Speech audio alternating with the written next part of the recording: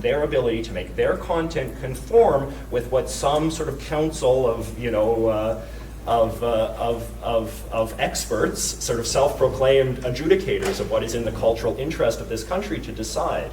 And, you know, so when we talk about like the CRTC, right, it's very important that we sort of understand what we're talking about here. Because like the CRTC is a body that the Parliament of Canada, and this is increasingly how a lot of legislation in this country works, right? The Parliament passes laws or passes legislation that basically delegates authority to some other body. To some body of the executive branch, which in this case is the CRTC. The Parliament sort of draws broad guidelines and then says to some other body, you basically make all of the tough decisions because we as politicians are terrified of being held accountable for our own decisions, so we just dump as much of that as possible on someone else. And so what the anxiety is that, you know, this legislation is sort of, as we hear from the conversations about it, it's broad and vague and contradictory and confusing.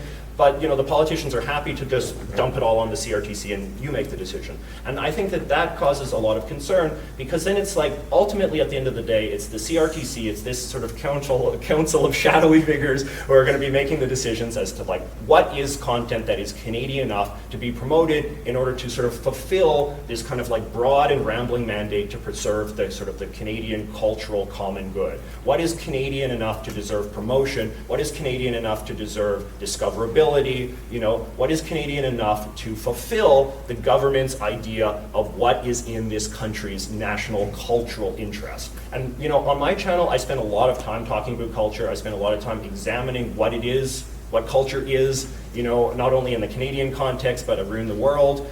And my personal belief, and frankly, I think the belief of most Canadians and certainly most content creators, is that culture is sort of what Canadians experience. And you know, what Canadians make is Canadian culture. You know, we can make Canadian culture, you know, it can take the form of a video about, you know, cooking Thai food. That can be Canadian culture. You know, sort of makeup tutorials can be culture. You know, fitness tutorials can be culture. This is all culture. This is all the richness of what it is to be Canadian and the elaborate, diverse, wonderful country that we inhabit. And YouTubers, creators of all sorts, we share our experiences of our daily lives as Canadians. And I think that the wonderful nature of an unregulated YouTube is that you've just been able to see content succeed or fail based on its, you know, popularity, accessibility, relevance to the lives of Canadian audiences, right? It's an audience-first approach that I think has made us all, you know, successful and has created so many hours of so much, you know, deeply, deeply useful and important and culturally enriching content for this country and the world. And I think to see this tremendous success story as a problem to be solved, as a problem that government must now sort of stick itself into and sort of say, no, we'll fix this. To me, that is preposterous and it is deeply unnerving, and I think content creators are right to be deeply, deeply troubled by it. Thank you. JJ, I think you wanted to say something. You were looking at me? Oh, I was just saying that I do think it's important that when we think about like sort of the process of Canadian content certification, that how that will be defined is still very much in the air, right? So it's like, it's true that there's sort of an existing architecture that is used to certify. And this is like just, to me, this strikes me as just such a preposterous thing that exists in a free society. The idea that you can be certifiably Canadian, right? The idea that there's some government body somewhere that can certify your Canadianness, right? But in any case, this does exist in the current sort of legal regime for conventional media. So there is like, yeah, there's a standard that you can meet in order to be a certifiably Canadian musician, or as you said, you know, specifically, it's not even the artist, it's the content specifically, a certifiably Canadian song, a certifiably Canadian episode of a TV show or a movie, right? So there's standards that exist in place to certify that. But we don't necessarily know that those rules will also be the rules that are used to certify the Canadianness of a YouTube video or a TikTok or whatever, right? The CRTC can dream up an entirely new sort of standard of verifying your Canadianness that might be much more strict than the current metrics, which are already, you know, kind of odd and preposterous, right? Because we do know that the way that the government, the way that, like, you know, Bill C-11 does provide sort of broad instruction to the CRTC that they will ultimately refine. But you know, it is very sort of like long and you know, rambly, and it has a lot of sort of ideological goals about promoting this, promoting that, you know, a certain conception of what is in the Canadian cultural interest to do. So I just wanted to just kind of like reinforce the point that exactly what standard will be used to certify your Canadianness, your Canadianness, to determine you're Canadian enough to be promoted, to be easier, to be boosted, to be more discoverable than, you know, the insufficiently Canadian content. We don't know what those standards will be, and they could be just about anything. So it's right to be worried about them. Yeah, I mean, I guess I'm sort of, maybe I'm a little idealistic, or not in terms of this bill itself, but in terms of like what I would ask for if I could sort of have my druthers.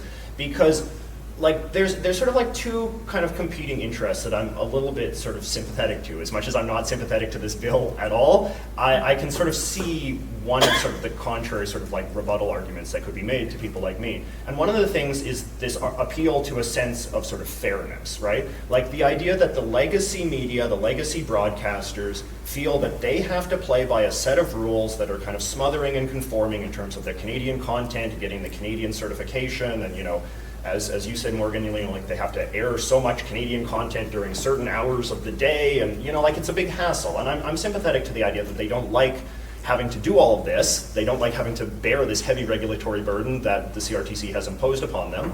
And then they look at like YouTube, TikTok, you know, whatever, that they kind of, we just get to do whatever we want, and we get to thrive and succeed purely on the popularity of audience appeal. We don't have to sort of, you know, make these sacrifices to serve the good sort of, to defend the Canadian cultural sovereignty, right?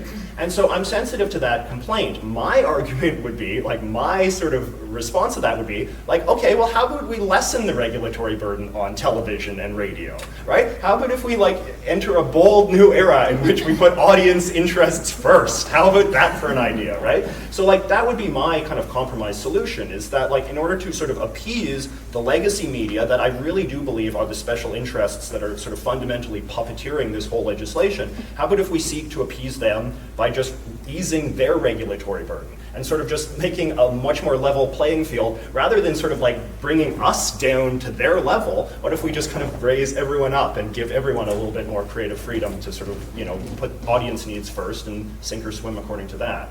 You know, that might be a little too idealistic, which then gets to sort of like the second interest, which is just, you know, frankly money, right? So I think that the other sort of anxiety is that, you know, YouTube, the social media sort of streaming services and so on are sort of not paying enough into the pot. So then the question, you know, because we have this sort of other sort of system in this country wherein, you know, legacy media pays into the Canadian content creator fund thing, which then, you know, some Ottawa bureaucrats sort of sprinkle across the country to, you know, media enterprises and creative projects that they deem to be in need of tax dollars in order to serve the Canadian cultural interest and protect our sovereignty and all this.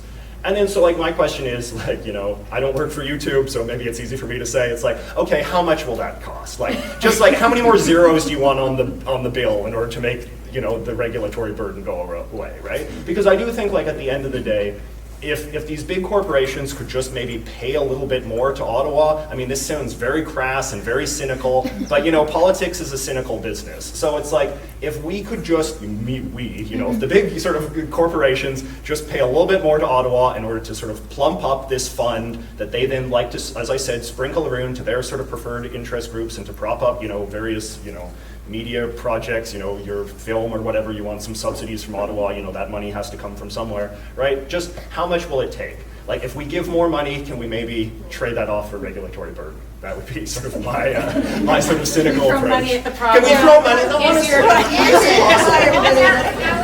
Yeah, I just have a quick question. So a lot of creators probably want to speak out on this, but they don't want to be perceived as political. Yeah. Like, I don't want to get political, man. I don't want everybody coming I for me. completely understand That's that. like the first thing. It's like, you hear about this bill? Yeah, let's do it. You guys do it. I will wait and see what happens. Like, I feel like a lot of creators have that. What are you guys are creators, you know, JJ's obviously spoken out of this at length.